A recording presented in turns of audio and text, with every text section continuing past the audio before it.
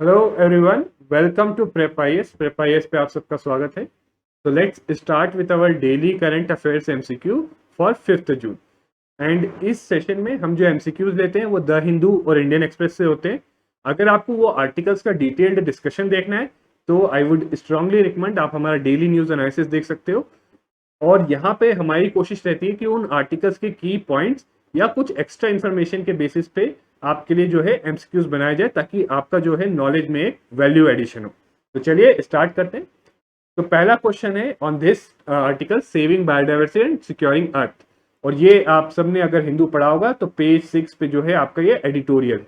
ठीक है, तो इस एडिटोरियल में बेसिकली बताया कि कैसे जो है बायोडाइवर्सिटी और ह्यूमन हेल्थ जो है या ह्यूमन वेलबींग इन जनरल जो है रिलेटेड है। ठीक है, उसी के ऊपर क्वेश्चन है। So this question is on national biodiversity mission. So the mission will strengthen the science of restoring, conserving, sustainability, utilizing India's natural heritage.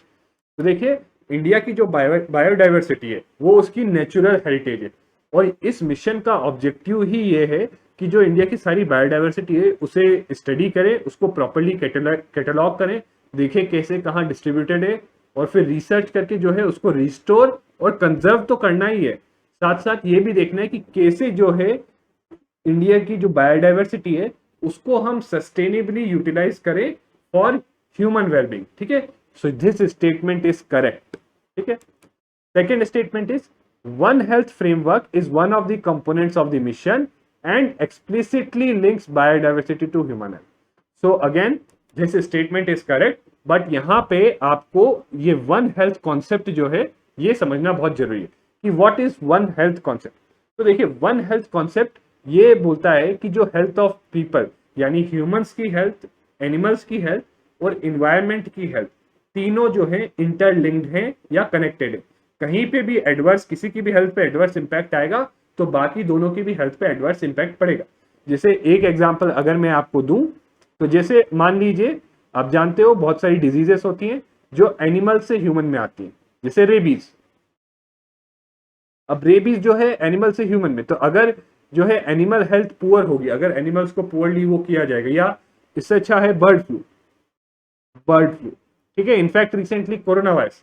तो आप देख रहे हो कई डिजीजेस एनिमल से ह्यूमन में आ रही, तो इसलिए जब तक एनिमल्स की हेल्थ अच्छी नहीं रहेगी तब तक जो है ह्यूमंस की हेल्थ भी अच्छी नहीं हो सकती। ठीक है, इसी तरीके से अगर इन्वायरमेंट का बोले तो इन्वायरमेंट आप जानते हो डिफॉरेस्टेशन हो रहा है या एयर पोल्यूशन हो रहा है।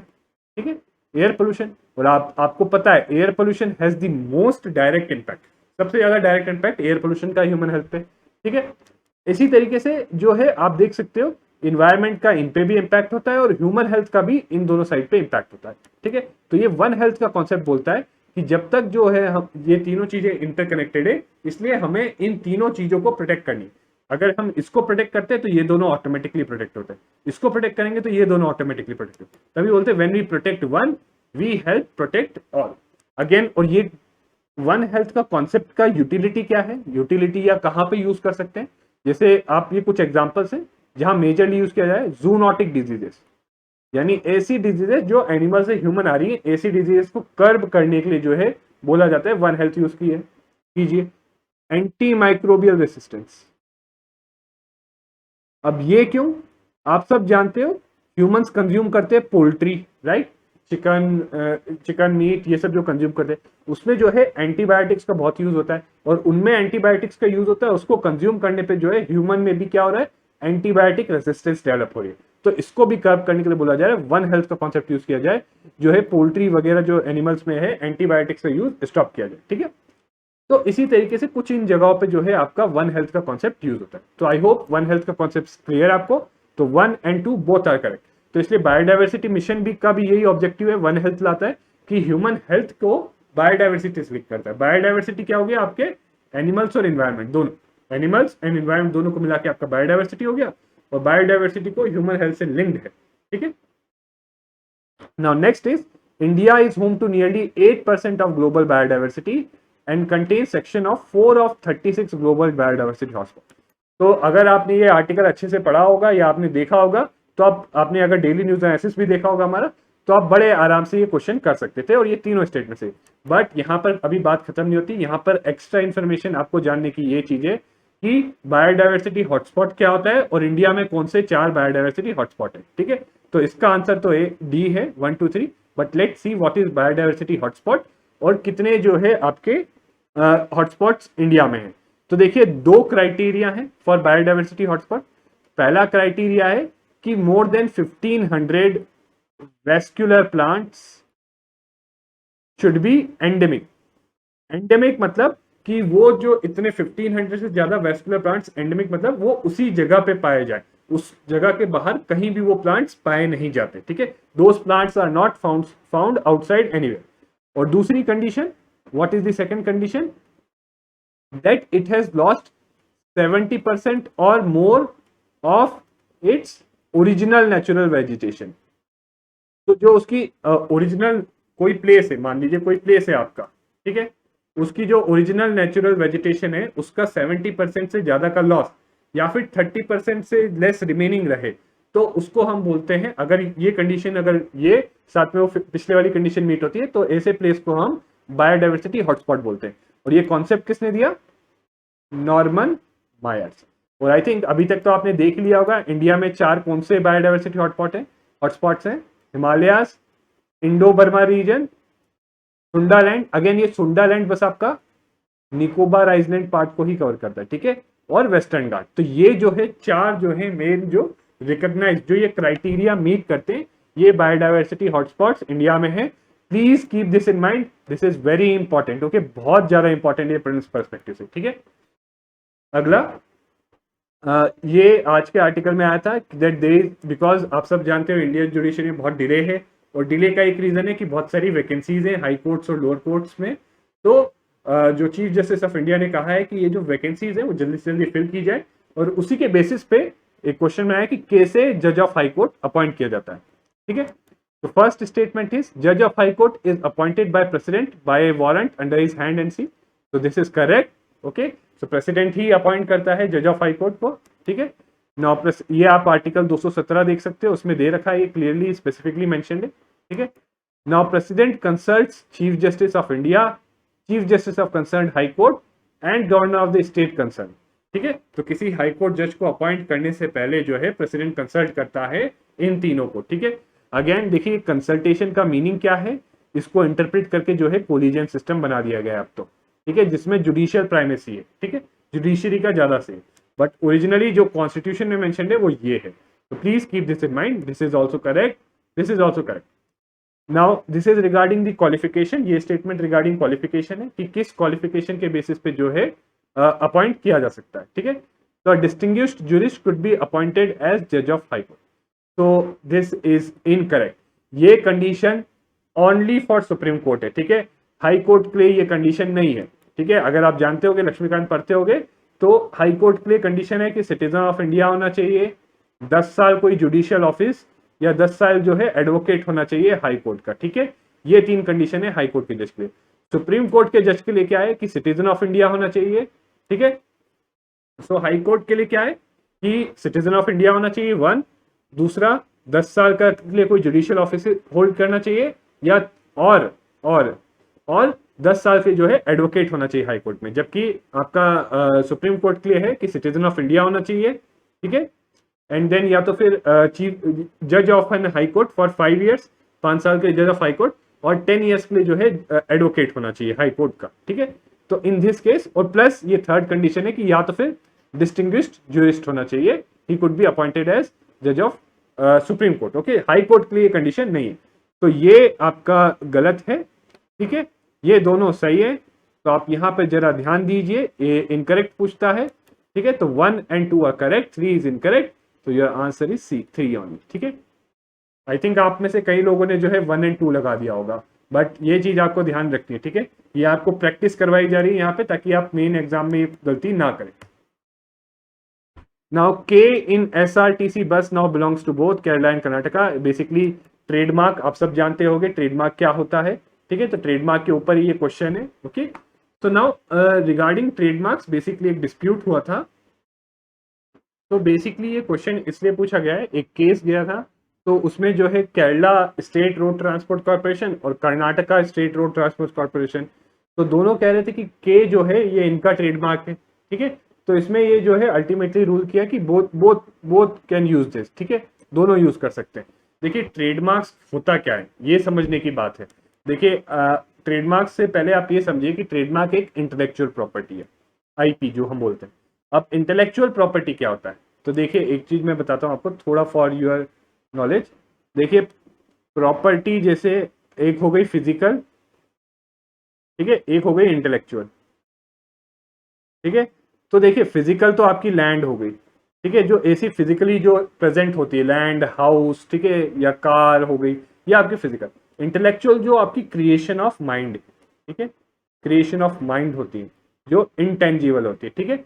अब ये जो आप देखते हो जैसे किसी की फिजिकल प्रॉपर्टी होती है, जैसे लैंड है तो लैंड के ऊपर किसी का लीगल राइट होता है ना, उसी तरीके से इंटेलेक्चुअल प्रॉपर्टी पे भी लोगों का जो है लीगल राइट होता है, और उस लीगल राइट को हम बोलते हैं इंटेलेक्चुअल प्रॉपर्टी राइट, ठीक है, इंटेलेक्चुअल प्रॉपर्टी राइट, ठीक है। और different different types of thing के लिए अलग अलग टाइप की इंटेलेक्चुअल प्रॉपर्टी के लिए अलग अलग टाइप के राइट्स है, ठीक है। तो ट्रेडमार्क भी जो है आपका, ट्रेडमार्क जो है, जस्ट अ सेकेंड,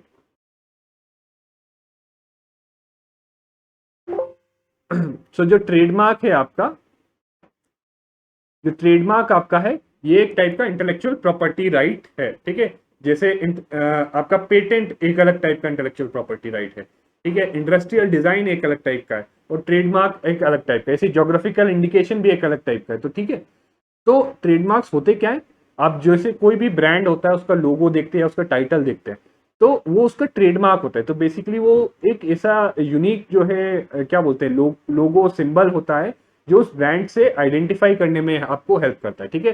तो आप कई बार देखते भी हो, कहीं कहीं जैसे लोगो होते हैं उसके नीचे TM बना होता है, ऐसे सर्कल होता है, और TM ट्रेडमार्क ऐसे करके बना होता है trademark.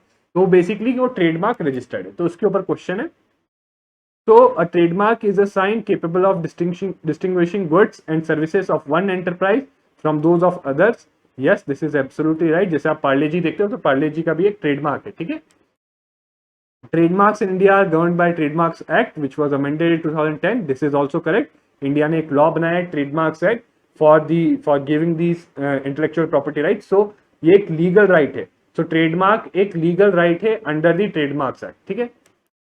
The trademark is granted to an applicant who registered it first rather than who was the original user of the trademark. तो देखिए ये गलत है।